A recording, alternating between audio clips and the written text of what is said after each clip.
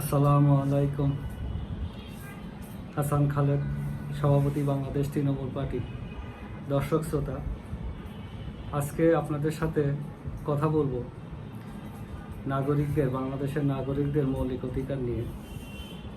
আজকে মৌলিক অধিকারের বিষয়টা হলো বাসস্থানের।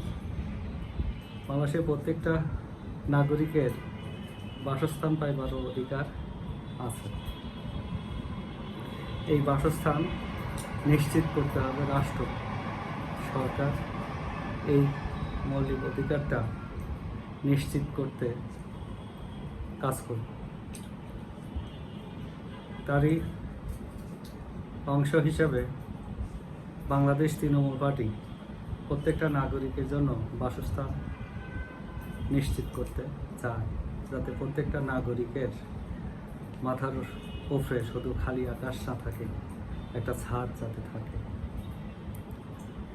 একদিন না খেয়ে থাকা যায়, কিন্তু একটা ঘন্টা ঘর ছাড়া থাকা যায় না। এই চিন্তাটা মাথায় রাখতে হবে এবং সেইভাবেই সরকারকে কাজ করতে হবে। তৃণমূল পার্টি এই অধিকারটা প্রতিষ্ঠা করতে চায়। তো এখন এটা কীভাবে?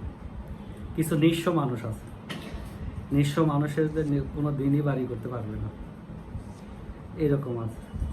এইটার অবশ্যই একটা প্রকল্প চালু আছে, আশ্রয়ণ প্রকল্প চালু আছে। এই আশ্রয়ণ প্রকল্পের মাধ্যমে অনেক নিঃস্বকে ঘর করে দেওয়া হয়েছে। তবে এই ঘরগুলো যাতে কর্মক্ষেত্রের সাথে হয়, এই দিকটা রাখতে হবে। এই ঘরগুলো করে দেওয়া হয়েছে, রাষ্ট্রের অনেক টাকা পয়সা খরচ হয়েছে, কিন্তু অনেক ক্ষেত্রেই কর্মক্ষেত্রের বাইরে থাকার কারণে এইটার ব্যবহার হচ্ছে না। তাই এই দিকটা দেখতে হবে। কিন্তু আশ্রয়ণ প্রকল্পটা খুব উত্তম একটা প্রকল্প, এটা বাংলাদেশ তৃণমূল পার্টি ধারণ করে।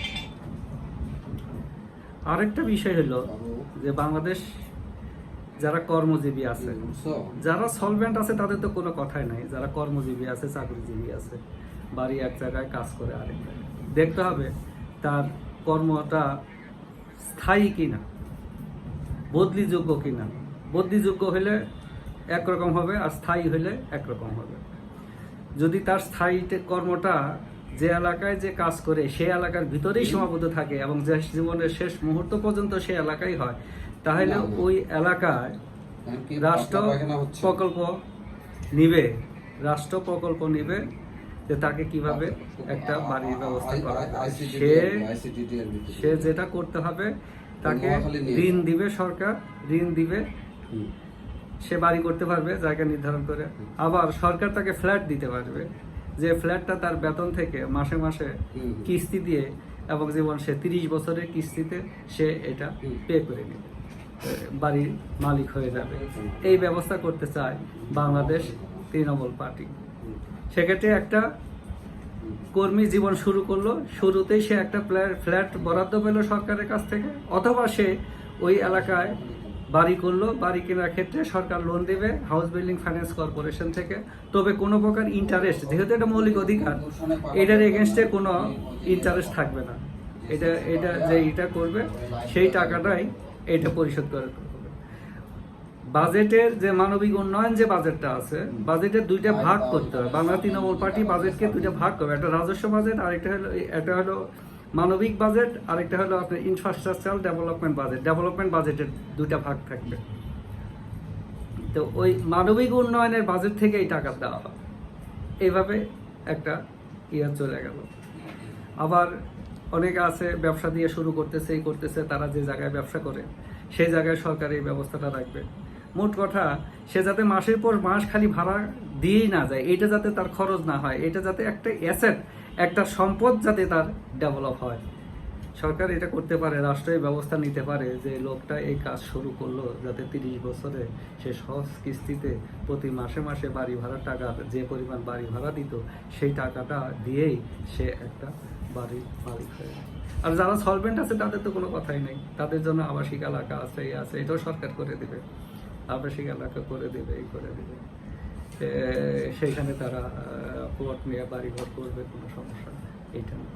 এইভাবে বাংলাদেশ তৃণমূল পার্টি প্রত্যেকটা নাগরিকের বাসস্থান নিশ্চিত করতে চায়। আশা করি আমাদের এই পলিসিটাও আপনাদের প্রত্যাশারই একটা অংশ, একটা প্রত্যাশাটাকে পূরণ করবে বলে আমরা আশা রাখতেছি। তো আমাদেরকে সাপোর্ট দিন, আমরা নাগরিকদের স্বার্থের জন্য প্রতিটি কাজ আমরা করে যাব এবং আপনাদের সাথেই থাকবো। আপনাদের প্রত্যাশাগুলো যাতে মেটানো যায়, আমরা পারলে তো করেই দিলাম, আর না পারলেও যাতে আমাদের ভয়েসটা থাকে, আমরা দাবি করতে পারি, আমরা ফোরামে কথা বলতে পারি, যেটা নাগরিক দাবির অংশ হিসেবে এটা পূরণ করা দরকার, এটা হওয়া উচিত। সকলের জন্য বাসস্থান চাই, তৃণমূল পার্টির সাথেই থাকি। ধন্যবাদ সকলকে, যে যেখানে থাকেন নিরাপদ থাকেন।